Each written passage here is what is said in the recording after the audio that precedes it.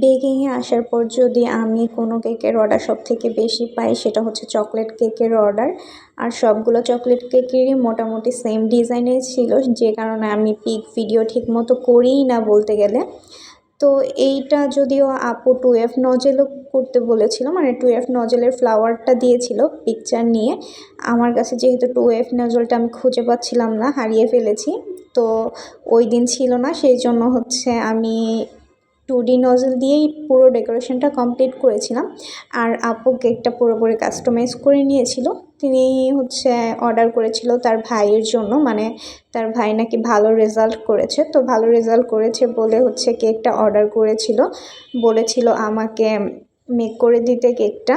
তো এই কেকটার অর্ডার ছিল হচ্ছে, মানে ওনার ভাইয়ের হোস্টেলে পাঠানোর কথা ছিল।